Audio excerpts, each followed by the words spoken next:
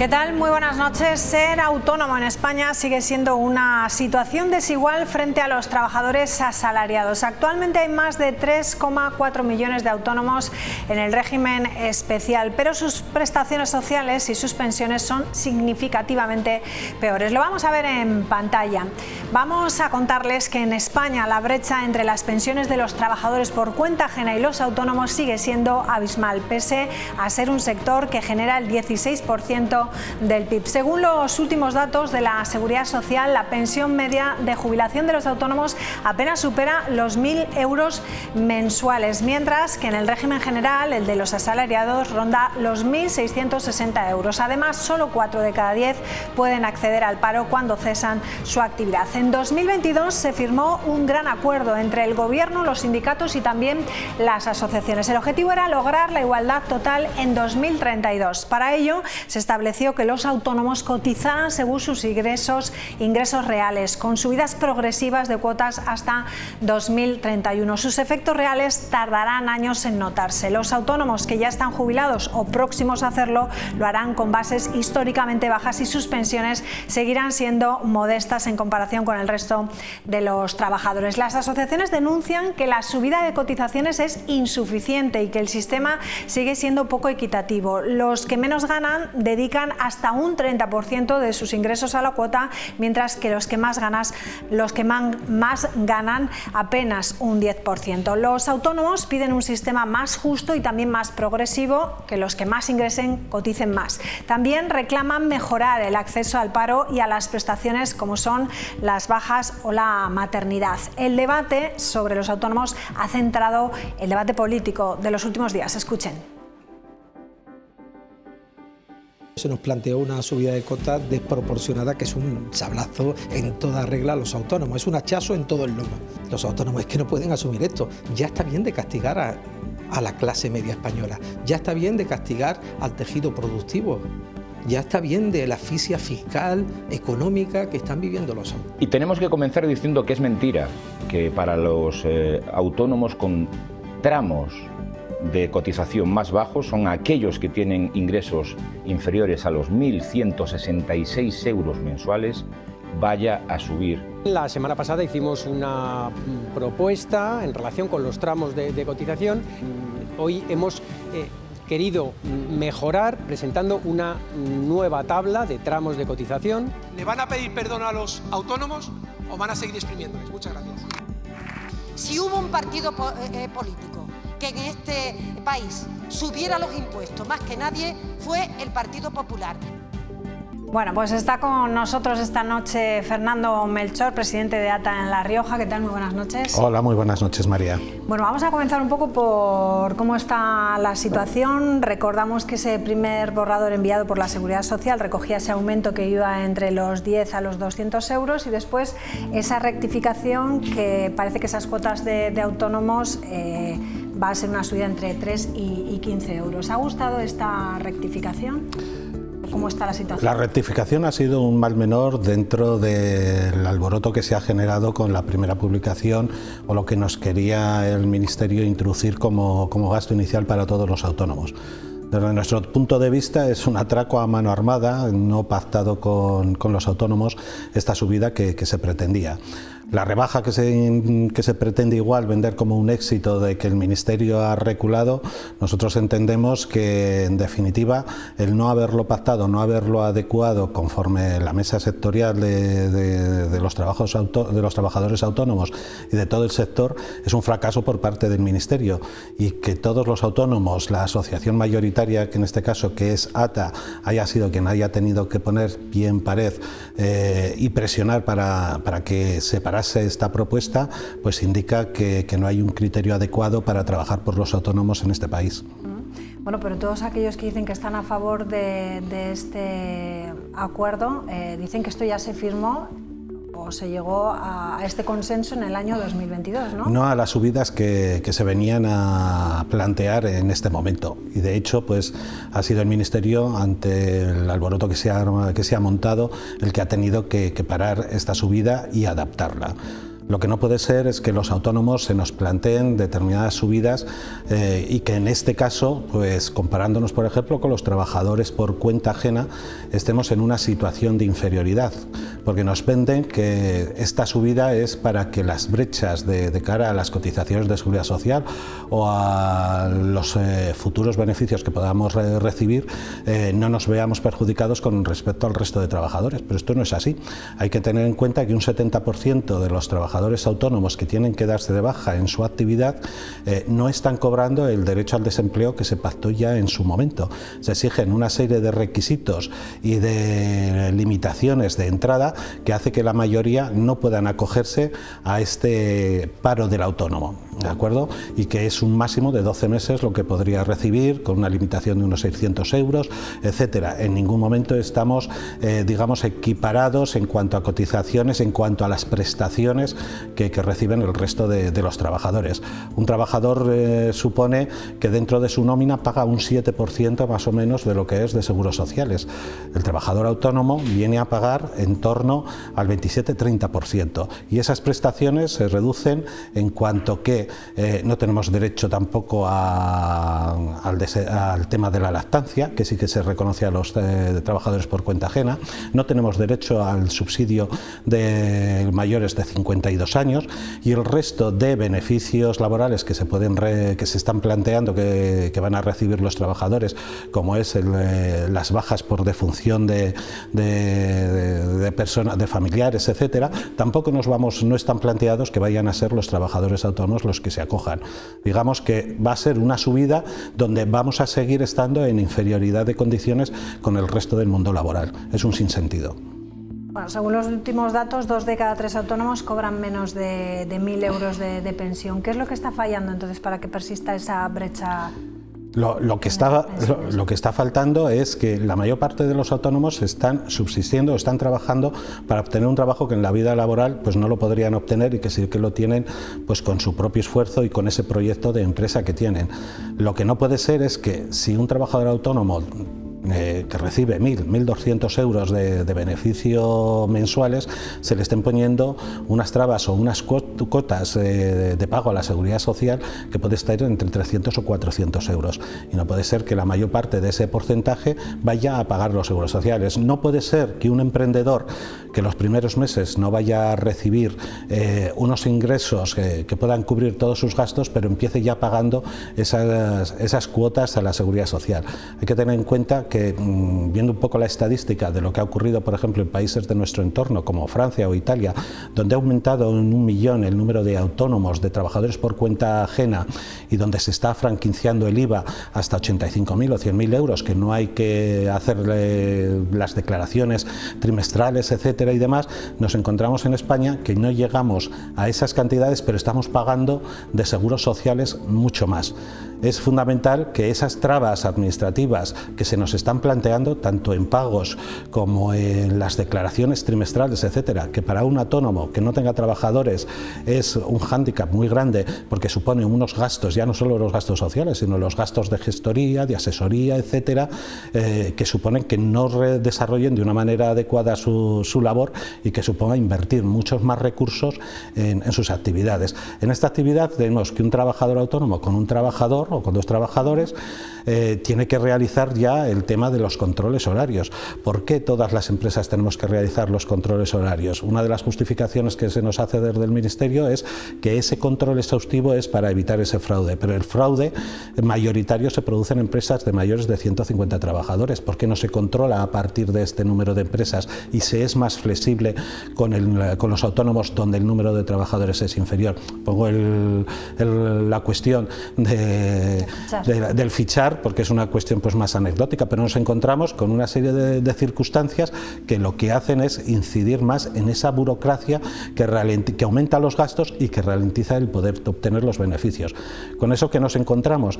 Pues que muchos autónomos deciden no renovarlo, o muchas personas que podrían renovar negocios que han existido toda la vida, que son rentables, no lo hagan precisamente porque es un sinvivir el tener que estar todo el día luchando, bien para pagar los impuestos, bien bien para cubrir todas las cuestiones administrativas que se plantean, bien para atender los requisitos de la administración, que en muchos casos se presentan no como una ayuda para favorecer, hacer las declaraciones, etcétera, sino que se nos presentan como si fuésemos presuntos estafadores de la administración de la Seguridad Social. Hay muchos requisitos que hay que cambiar, y porque dentro del desarrollo de nuestra actividad la mayor parte de los autónomos estamos muy molestos, estamos muy hartos de toda esta situación, y para colmo, donde hemos estallado ya es en esta subida que desde nuestro punto de vista pues es un atraco más a todos los autónomos.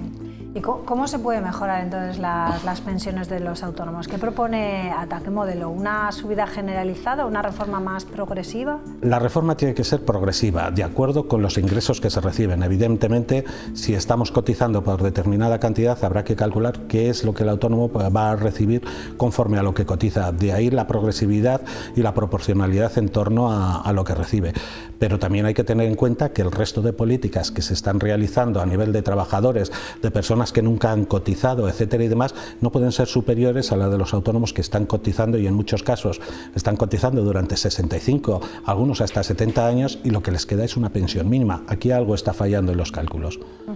¿Qué políticas, por ejemplo, autonómicas o medidas fiscales cree que podrían aliviar esa presión fiscal de la que Esto lo hablaba hemos antes? hablado muchas veces con el gobierno de La Rioja, tanto de un color como de otro. La última vez con Gonzalo Capellán, en el momento al principio de la legislatura, donde estableció una ayuda a fondo perdido pues de entre 2.700 y 2.100 euros, creo, o 2.300 euros, creo que eran por autónomo. Las comunidades autónomas en estos momentos sí que tienen muy capado las actuaciones o las que pueden realizar sobre las actividades económicas en concreto de los autónomos respecto de las cuotas de la Seguridad Social y demás, porque son competencias estatales. ¿Qué es lo que nosotros les pedimos? Pues todos los trabajos en cuanto a la habilitación de las competencias de los trabajadores, en cuanto a nuevos emprendedores, en cuanto a ayudas a facilitar en determinados sectores, como puede ser regiones o zonas más despobladas. Esto lo hemos hablado también con el director general, que nos habló de establecer, bueno, y hemos estado hablando de establecer, y no sabemos nada todavía de ello, de establecer un programa o un proceso donde sepamos en todo momento cuáles son las zonas críticas de La Rioja, donde establecer las medidas en las que hay que invertir o en las que hay que ayudar de una manera específica para que el sector de emprendedor pues sea más efectivo, porque sí que entendíamos que las ayudas de tipo general nunca suelen ser muy efectivas, porque no es lo mismo una actividad en determinado sector de Logroño y en determinada actividad que en zonas pues que pueden ser pues zonas más rurales, donde hay actividades económicas que no son tan diversas y suelen ser más específicas o están en determinada crisis. Entonces, esas actuaciones que hay que hacer tienen que ser, digamos, con bisturí, pero hay que hablar, hay que establecer las mesas adecuadas. Tenemos la mesa de los trabajadores autónomos, hace más de un año, año y medio que no nos hemos reunido, que no hemos establecido contactos, digamos, que como los que veníamos manteniendo con el gobierno de La Rioja, para ver qué medidas se van a establecer o qué proyectos son los que se pueden estar desarrollando o que se pueden desarrollar desde Europa, pues para poder trabajar más con nuestro sector. Y esto pues ocurre que al final, pues con cualquier medida, como puede ser la subida por parte del Ministerio de esos puntos porcentuales, pues son las gotas que colman el vaso de la desesperación de los autónomos. Hemos hablado aquí en numerosas ocasiones de cuáles son las demandas de autónomos. De la última vez, estoy hablando a lo mejor casi hace un año, un poco menos. Un año por ahí. Sí, por ahí. ¿Se ha avanzado algo en esas demandas? ¿Se ha conseguido algo? ¿O cuál es la situación? ¿Ha mejorado? Pues ¿Estamos igual? Debo decir que con los contactos que nosotros manteníamos, tanto con delegación de gobierno como con el gobierno de La Rioja, las conversaciones se han quedado ahí. No tenemos más iniciativas o ideas que nos hayan propuesto para desarrollar o para debatir o para conocer nuestra opinión sobre los diferentes sectores. Y es en esta línea donde la que hay que seguir trabajando y pedir a las administraciones que estamos todos para colaborar, no para llevarnos las sorpresas de actuaciones que se van a desarrollar que luego no tienen validez dentro de determinados sectores en los que se plantean, tanto el Ayuntamiento de Logroño, que por presupuesto es de los que más capacidad tienen, como del Gobierno de La Rioja, de la Consejería de Economía. Bueno, pues lo vamos a dejar aquí. No sé qué futuro ves, si ese horizonte que decían del 2032, si llegaremos a esa equiparación con los asalariados, o objetivo, si lo ve o no lo ve. Pues hay que trabajar paso a paso y vamos a ver, no esperar a tan largo plazo, sino ver cuáles son esos objetivos concretos que vamos a ir consiguiendo para llegar a esa fecha, pero no esperar todo a esa fecha. Si no vemos esos objetivos concretos, pues seguiremos estando en la misma situación. Pues espero que hablemos un poquito antes, que no pase un año en ver cómo está la situación. Fernando Melchor, gracias. Gracias a vosotros. Gracias. Hacemos una pausa, enseguida regresamos con la tertulia. Hasta ahora.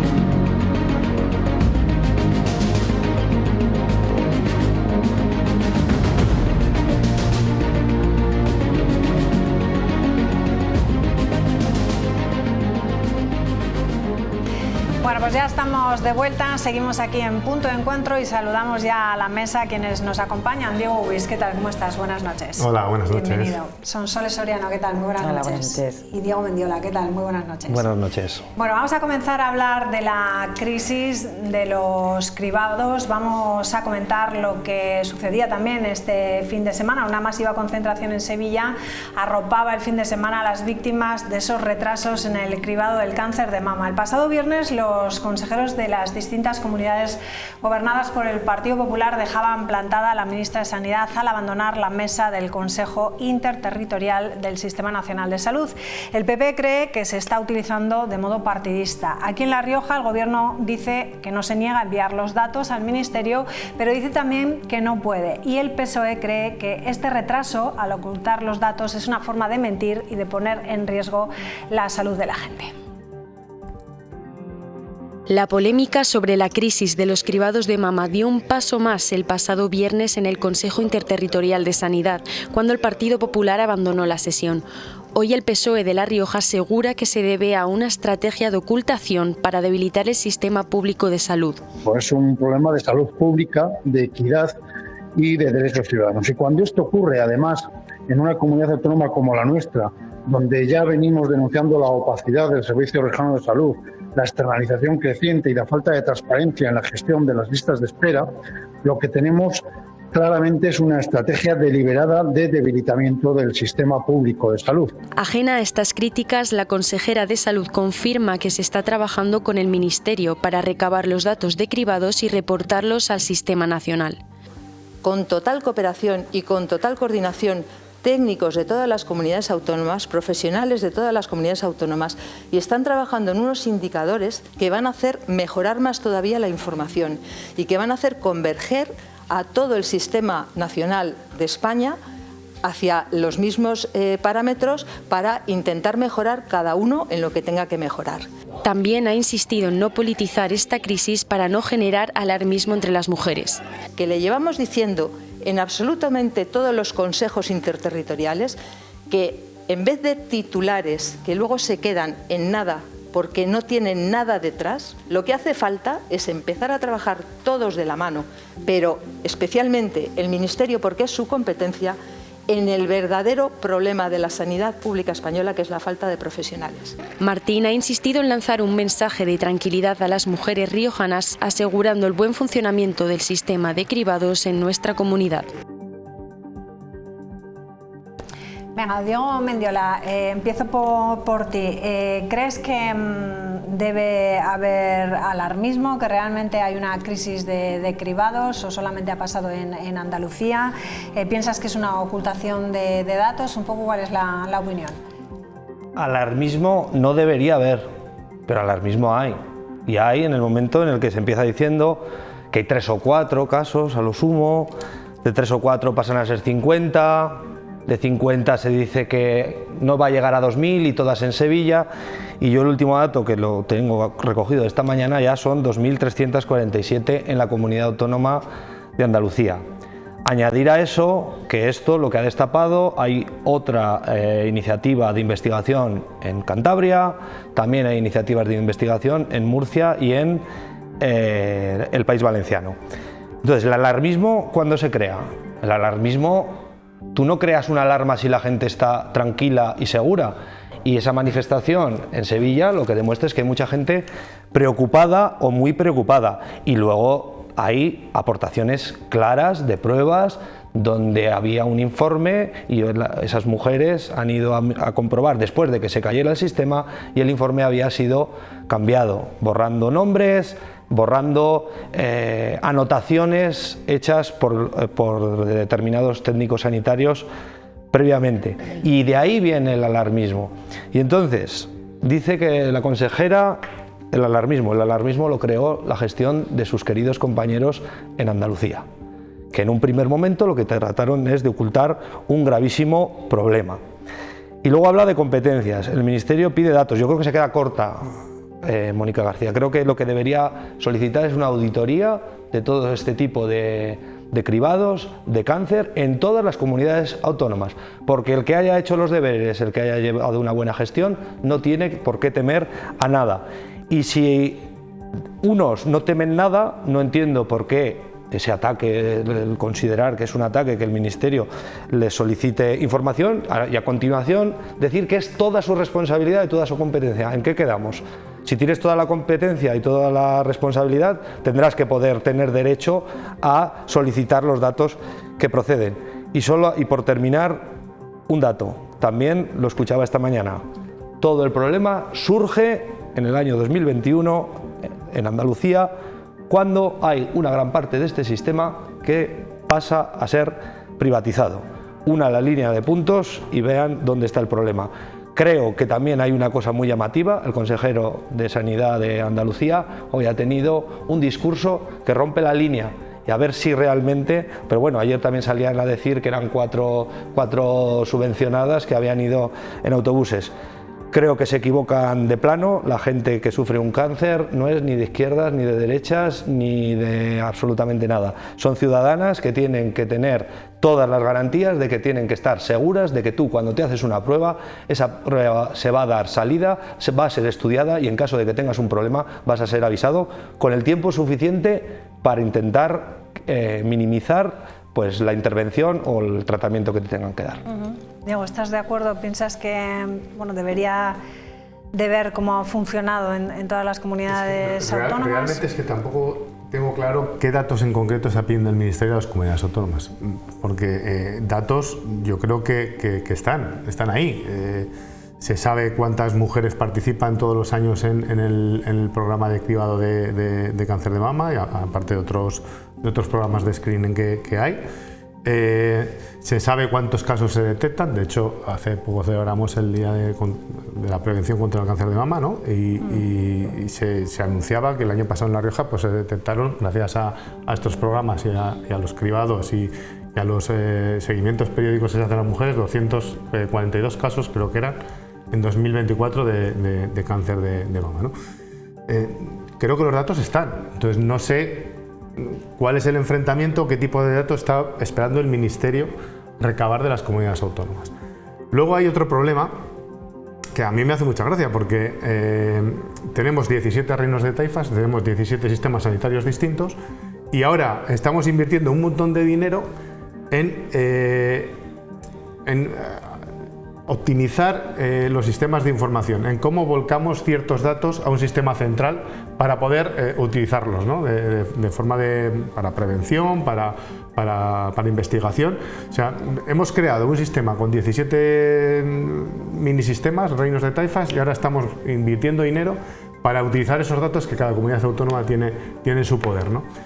Pues para mí es una contraposición. En principio, si los datos están en las comunidades autónomas, no entiendo cuál es el problema en tenerlos y en ofrecerlos. ¿Que ha podido haber casos? Malas praxis, seguro. Yo creo que es súper difícil poder acceder hoy en día a un expediente sanitario, poder modificarlo y que eso no quede huella de quién lo ha hecho, cuándo lo ha hecho y cómo lo ha hecho. O sea, si se han modificado expedientes de mujeres, se tiene que saber perfectamente quién lo ha hecho, cuándo lo ha hecho y cómo lo ha hecho, porque es el principal, ese es en lo que se basa cualquier sistema sanitario. O sea, cualquiera que accede a un historial médico deja huella. O sea, si se investiga, se sabrá. Y si de hecho, yo creo que es muy grave, se ha metido la mano en esos expedientes, pues hay cauces legales para poder descubrirlo y yo creo que se sabrá. ¿Hasta dónde llega? No lo sé. ¿Que puede haber fallos informáticos? ¿Que puede haber fallos en diagnósticos? Lamentablemente lo vemos todos los días. Pero yo, los profesionales sanitarios, puedo asegurar que son los últimos interesados en meter la pata. Venga, Sonsoles, y luego ya, si queréis, entráis en debate. Yo pienso que esto no es un problema político para nada. Que entiendo que bueno, son las cartas que juega cada partido, pero no es así, es un problema estructural, porque está claro que no hay ninguna plataforma en este momento estatal que vuelque los datos de cada comunidad autónoma de una manera efectiva y transparente. Para empezar, porque tampoco la participación ciudadana de comunidades es igual, entonces es imposible que haya un cribado lineal.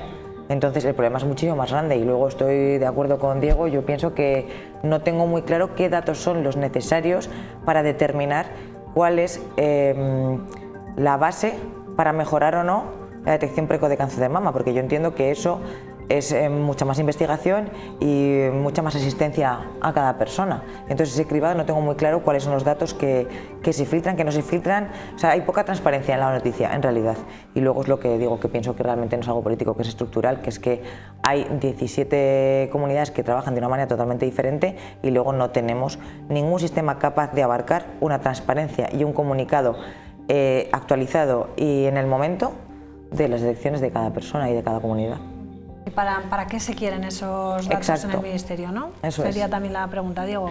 Pues yo creo que los datos, aparte de lo estadístico, de las personas el número total de personas que se han sometido a la prueba, el número de personas que han dado positivo, el número, creo que también los datos, aparte de la estadística fría, es qué tiempos, o cuando ha salido dudoso, cuáles de esas personas que han sido dudosas, con cuánto tiempo se les ha repetido la prueba. No es lo mismo 3 meses que 9. Es decir, yo creo que cuando lo que solicitan los datos es unos datos que vayan más allá de lo estadístico, saber cuáles son los tiempos de espera, cuáles son las pruebas, cuántas veces se repiten, con qué periodicidad o con qué plazo se repite. De participación, porque si no hay participación ciudadana. Pero eso está todo protocolizado, claro. Diego. O sea, Claro. ¿Se cumplen los protocolos? Ahí está la clave. Pues claro. Que yo ni lo pongo en duda ni lo dejo de poner, sino por eso decía, el que no tenga nada que temer, yo creo que puedes entregar toda la información que tengas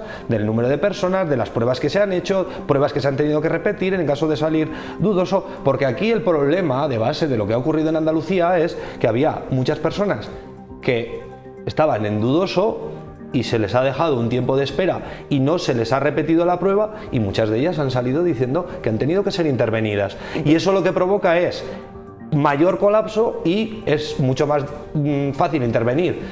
Sí, pero ¿de verdad crees que es determinante el cribado para eso? ¿O que eso tiene que ver con que la detección no estaba siendo lo eficaz que debía ser? Pero es que el cribado es el elemento que tienes para la detección. Pero lo que voy es que para participar en un cribado tú tienes que someterte voluntariamente. Entonces, si no hay participación ciudadana según qué comunidades, tú no puedes tener una estadística concreta y real de lo que está pasando. Hombre, las estadísticas siempre son aproximaciones a la realidad. Pero la realidad está cercana o menos cercana a las estadísticas, pero yo creo que es sencillo lo que pide el Ministerio, es tener más detalle sobre cómo son los sistemas de prevención, en el caso concreto del cáncer de mama, pero ya se está hablando también del cáncer de colon o de otra serie de cuestiones. Y a mí me parece que es elemental y que es que no debería ser una cuestión de debate político. Exacto. Y sí que es política la decisión de hacerlo o no hacerlo. Esos datos creo que deberían estar a plena disposición. Evidentemente no, con nombres y apellidos o de las cuestiones personales de cada uno, pero creo que deberían ser datos conocidos por toda la ciudadanía. Pero es que en ese caso no tendría que ser voluntario, tendría que ser obligatorio. Entonces, es que debería ser claro. Obligatorio, ese es el elemento. Y yo crear una ficción para intentar salvar a tus compañeros, bueno, una consejera por lo menos tuvieron el detalle de cesarla ante unas intervenciones infames, que es intentar negar una realidad. Estar hablando de 3 o 4 personas en sumo, y estamos ya en 2.347 personas, que son, Andalucía es la comunidad autónoma con mayor población, pero son muchas personas. Y entonces el objetivo primero era minimizar el problema hasta el punto de decir que era anecdótico. Y yo creo que ahí es donde surge el verdadero problema. Pero yo creo de no reconocer desde el inicio la gravedad. Sinceramente. No reconocer desde el inicio. Yo creo que detrás hay un criterio médico. Yo creo que si alguien en un informe pone que una prueba puede ser dudosa, esa misma persona que hace el informe puede decir, bueno, pues hay que repetir la prueba en 10 días porque creo que es necesario repetirla en 10 días o en un año. Porque eso tiene que haber un criterio médico. Entonces, yo creo que también uno de los debates hay si podemos acceder a los informes médicos. Yo creo que sí, que todo el mundo debería, una vez que tú tienes un informe médico, una prueba, tú deberías acceder a ese informe médico y saber cuál es el resultado de tu prueba. Pero eso puede generar en muchos casos alarma, porque tú no tienes, o en la mayoría de los casos no tenemos el conocimiento médico para saber lo que pone ahí. Un posible carcinoma de X tipo, tú no tienes ni idea y la gente muchas veces se alarma. Entonces yo sí que creo que hay un criterio médico que hay que respetar y claro, el poder tener acceso a esos resultados y a esas pruebas no significa que tú luego tengas que tener la prueba en un tiempo muy corto, porque igual el criterio médico en ese caso, por una persona que tiene los conocimientos, es no, usted tiene que repetir la prueba dentro de 6 meses, dentro de un año. No tienen por qué repetir la prueba dentro de 10 días. Entonces, ¿cuál es el criterio? Pues entiendo que el que diga el profesional. ¿Tener los informes? Sí, y en todo caso, para mí creo que es importante. Pero claro, interpretar esos informes saben los profesionales y ellos son los que tienen que decir cuándo hay que repetir esas pruebas y qué criterio hay que seguir. Bueno, pero es que no es un debate, que yo voy a contraponer contra el experto, pero dentro de los expertos habrá también opiniones diversas. Una segunda opinión que tú puedas. Por eso creo que es necesario si no tienes si no se tiene la información en el momento. Efectivamente, si yo no tengo información, ¿qué argumento construyo? Evidentemente yo no le voy a llevar la contraria al médico y de decirle no, esto sí que es grave o es leve. Pero yo creo que sí que es importante saber cómo se gestiona. Y las pruebas son que hay casos de personas que los tiempos no han sido correctos. Pero en el caso de Andalucía es una negligencia, pero lo cierto es lo que hablábamos, que es que para unificar. Y yo creo que eso no es el criterio médico de vamos a esperar 3 meses a ver cómo evoluciona, sino es la negligencia y la administración que no se ha avisado a las personas con el tiempo necesario y con la repetición de pruebas necesarias para evitar ese problema. Porque se centra en Andalucía, ya veremos, en el resto de comunidades autónomas y además en una cosa muy específica.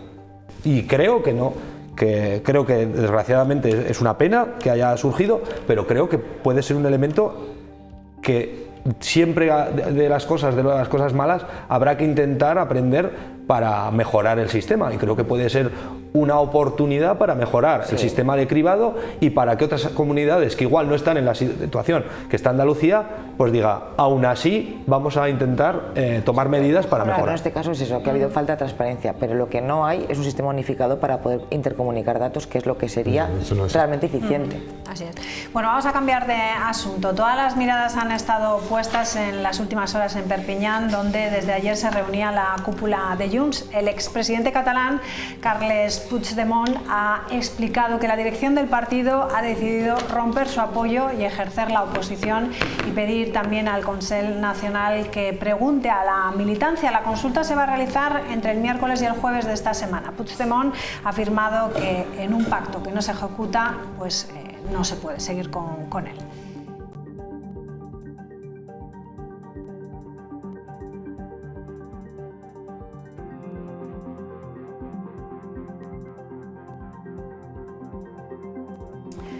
Bueno, no sé qué esperáis de este tira y afloja entre Junts y el gobierno de Sánchez, ¿no? Entre el PSOE y Junts, y si os creéis que realmente yo creo que se va a nada nuevo bajo el sol, ¿no? Rompo pero poco. Pues, al final esperáis Junts, ahora entonces una reacción en cada votación en el Congreso hacía lo que le venía en gana. Exacto. Con lo cual era socio del gobierno a ratos, según me interese, según quiero tensar la cuerda o no la quiero tensar. En este momento, pues le interesará pensarlo un poco más. Yo creo que es un aviso para decir no te voy a aprobar los presupuestos. Y a partir de ahora empezamos a jugar un partido nuevo. Si esto no hay, yo creo que nada nuevo bajo el sol. Va a seguir tirando todo lo que pueda para sus intereses y pensando en su futuro y nada más. Bueno, el Partido Socialista ya ha dicho que está tranquilo ante, yo opino igual. esto. Es puro tacticismo político, sí. Ya lo ha hecho otras veces, igual no con tanta rotundidad, pero da igual. Al final es lo mismo de siempre. Lo necesita para seguir siendo árbitro en Madrid. Lo de someter la decisión a la militancia es como decir que no lo va a hacer en realidad. Así que al final, y es lo que tiene, es lo único que tiene. Si no tiene este tirada floja, se queda fuera del tablero, que es lo que realmente quiere. Y luego los 7 diputados que al PSOE le bajan la mayoría que necesita para diferentes pactos, da igual, si al final hace siempre lo que le da la gana. Entonces yo creo que es una más de tantas. Vamos a escuchar al Partido Socialista, que decía este mediodía. Trabajamos bajo escenarios ciertos y conocidos. Entonces, esta tarde, a las 5 de la tarde, han anunciado una rueda de prensa y haremos las valoraciones. En cualquier caso, un respeto hacia Junts per Catalunya y nuestra voluntad de mano tendida, de diálogo, de negociación y acuerdo. Pues eso es lo que decía, mano tendida, diálogo y acuerdo, a seguir negociando. Diego. Poco miedo. Lo peor que te puede ocurrir en política es pensarte que eres más listo que los demás, y el Partido Socialista tiene muchas veces esa tendencia. No sé si ahora justo cuando venía aquí hay una noticia, en Extremadura va a haber elecciones anticipadas el día 21 de diciembre. Por tanto, yo de Junts per Catalunya no espero absolutamente nada. Creo que el Partido Socialista se equivocó en darle un trato especial, es un error que cometieron en el 2023. Yo he defendido la amnistía y creo que y la seguiré defendiendo, a pesar de Junts y a pesar de Puigdemont, porque también creo que afectaba a otra serie de personas y de ámbitos y de una gran parte de la sociedad catalana, que creo que ha sido positiva, pero le daban un trato especial y está jugando todo el rato a eso. Junts tiene un grave competidor por la extrema derecha catalana y eso es un elemento que a nosotros aquí en nuestra comunidad no nos afecta, pero a ellos sí. Y entonces yo creo que lo que plantean es ni mordemos ni soplamos, no hacen nada, pero el escenario es ¿van a apoyar una moción de censura con PP y Vox?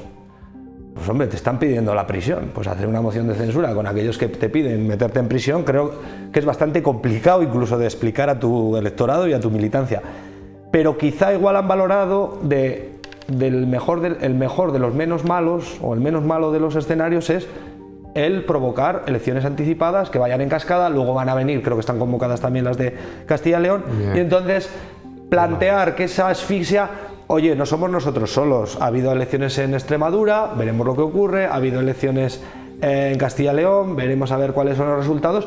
Y en Andalucía, o sea, en Andalucía, lo que pasa que, entonces, es como volcamos al gobierno, pero no somos nosotros solamente quien lo vuelca, porque hombre, Extremadura, Junts, que yo sepa, no tiene influencia política. Y esa es la situación en la que se ven. Y luego, bueno, Rufián, que les conoce bien, Esquerra Republicana fue traicionada en la anterior legislatura por el propio Junts, y ya lo dijo y lo ha dicho muchas veces. Ustedes volverán a hacer que la derecha gobierne en España, se lo ha dicho infinidad de veces. Y es una idea que creo que lo ha dicho Rufián porque tiene esa posibilidad. No me parece tampoco, me parece que es un análisis fácil de ver. Las reuniones en Perpiñán, eso es un paripé. La decisión la han tomado en Foment del Treball, que es quien realmente manda en Junts, y Foment del Treball es la COE en Cataluña. ¿Y qué pesa más, la estelada o la cartera? Yo lo tengo muy claro, para ellos pesa mucho más la cartera que la estelada, y ese es el análisis que yo hago. Si la estelada solo ha servido para tapar la cartera y el 3%. Pero bueno, ¿qué tiene Pedro Sánchez ahora mismo? Tiene Podemos que cada 2x3 le enmienda la plana y dice que está en contra de lo que dice el gobierno.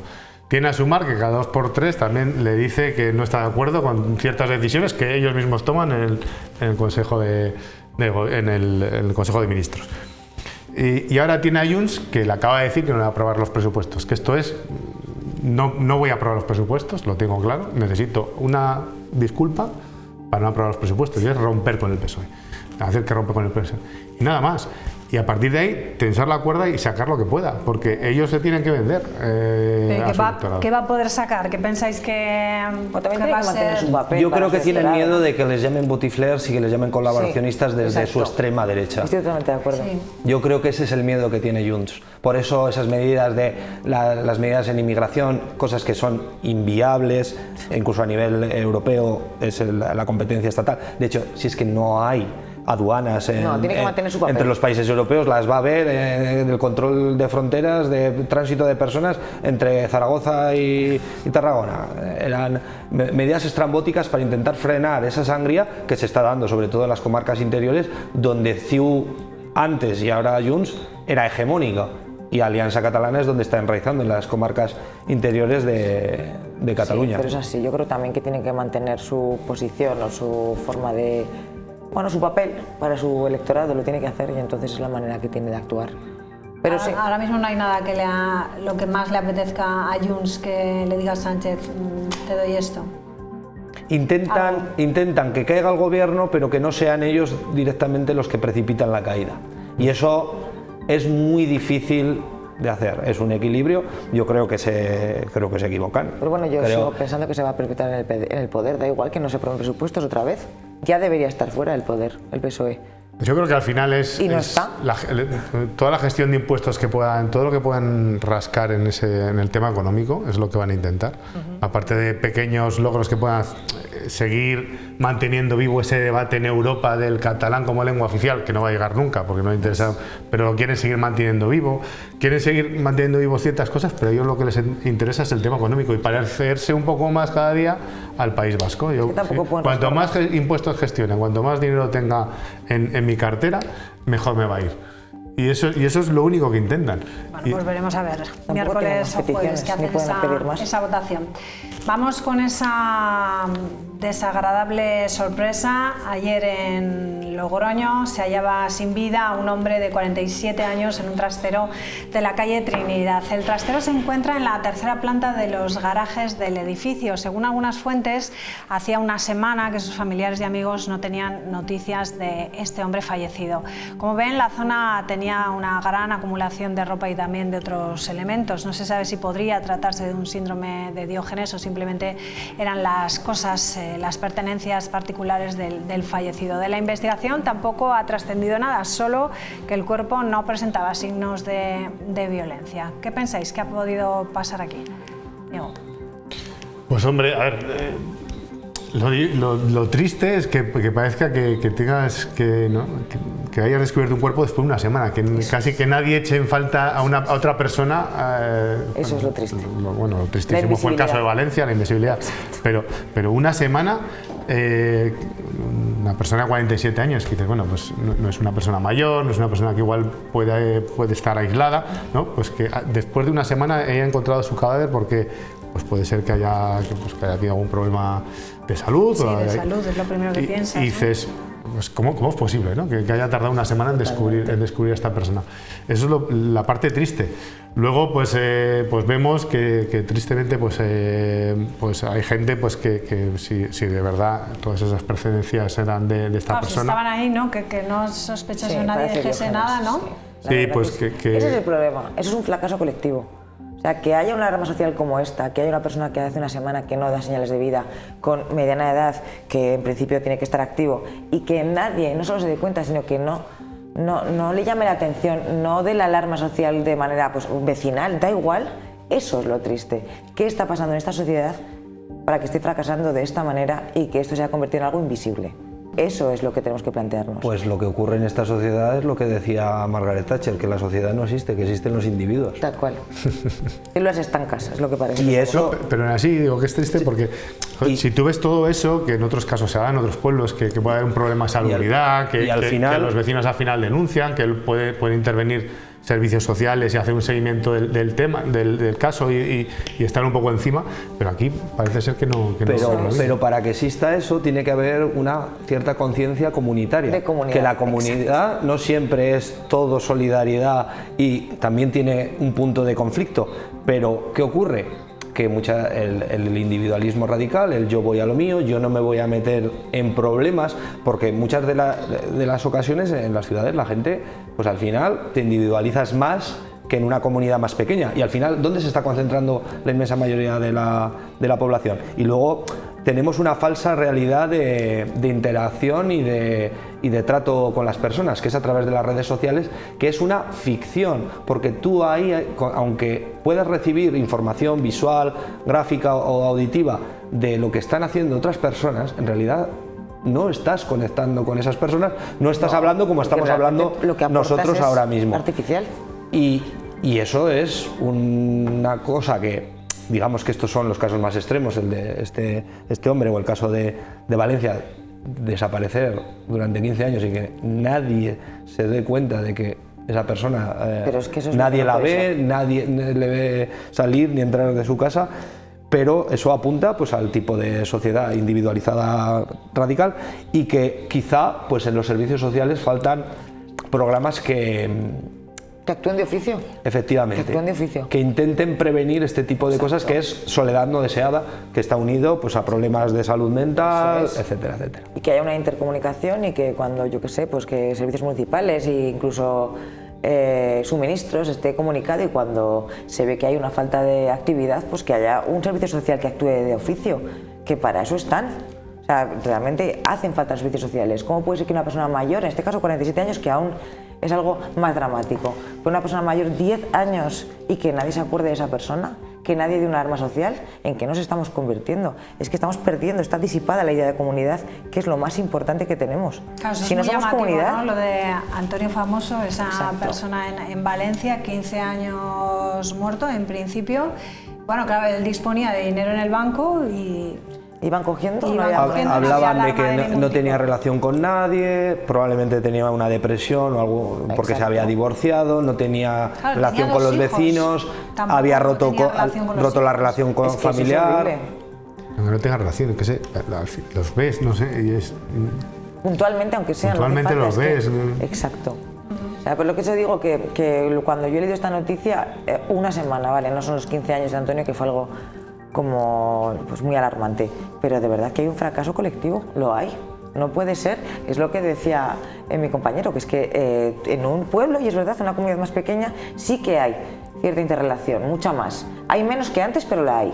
Entonces, baja tu hijo, vamos a poner un ejemplo, se cae y te lo cuida la vecina y te lo levanta. Aquí, en este momento, estamos totalmente individualizados y tratados como células estancas, y Logroño es pequeño, no te digo Madrid, Barcelona, Valencia, o sea, no sé hacia dónde vamos. Bueno, vamos con otra imagen curiosa que nos la hemos encontrado en este caso en la carretera. Estamos hablando del toro de Osborne de San Asensio, que ha sido pintado de nuevo, esta vez con la inscripción de Toys R Us. Hace casi 5 años también alguien escribió Hitler Kebab junto a una esvástica. Ambos toros de Osborne de nuestra comunidad han sufrido varios actos vandálicos. En 2007 recordamos también el de Navarrete, el que baja en la Garajera, fue pintado pues para parecer, por ejemplo, una vaca. Tenemos gente pues que se dedica a hacer, utiliza estos toros para, no sé, si como valla publicitaria, en este caso, de reivindicación, como dices tú, ¿no? Son soles. Y no sé, ¿qué os parece? Yo es que tengo un dicho que hay días tontos y tontos todos los días. Y de verdad, no entiendo el sentido de primero subirte ahí, que te puedes abrir la cabeza, por pintar un símbolo que a algunos les puede gustar menos, pero al final es un patrimonio cultural. Es algo, para mí es una seña de identidad, es algo que en principio está protegido como patrimonio cultural. Y bueno, pues si a algún gracioso se le ocurre hacer eso, pues el problema es reírle las gracias, ¿no? Sí. Sinceramente. Totalmente. Hombre, pues le estamos dando la publicidad que probablemente la persona o las personas que lo hicieron era lo que estaban buscando. Yo pienso que ojalá todos los problemas se pudieran solucionar con un caldero de pintura negra. Ojalá, porque yo creo que la solución es bastante sencilla. Es bastante sencilla, sí. Bueno, pero que ir ahí, ¿no? Que te puede ver cualquier persona, porque ese tiene fácil acceso, el que está en Navarrete es un poquito más complicado ir, pero bueno, tienen su historia, ¿eh? Si pudiesen contar estos toros. Que al final son grandes, son altos. Sí. Al final tampoco entiendo si es algo reivindicativo o es simplemente hacer la gracia o pues no sé, o una dote artística que ha tenido la persona en concreto, pero realmente... Claro, porque en este caso estamos hablando de un establecimiento, ¿no? Exacto, es algo cultural. Para mí no tiene nada que ver con cualquier reivindicación. Igual es una campaña publicitaria encubierta. Exacto, y ahora la descubrimos. Pero veremos a ver qué pasa en los próximos días, ¿no? Veremos a ver. Bueno, pues lo vamos a dejar aquí. Muchísimas gracias a los tres, como siempre. Un placer. Y veremos a ver qué es lo que pasa, digo, con lo que hemos hablado, ¿no? El miércoles, el jueves se aprueba esa decisión que ha tomado la directiva de Junts, a ver si tenéis razón, si esto no va a llevar a nada o si realmente consigue algo, o es un siguiente capítulo que hablaremos la próxima semana o a final de semana aquí. Gracias a los tres, un placer como siempre. Muchas gracias. Buenas noches. Bueno, pues les dejamos ya con nuestros compañeros de deportes. Adiós, buenas noches.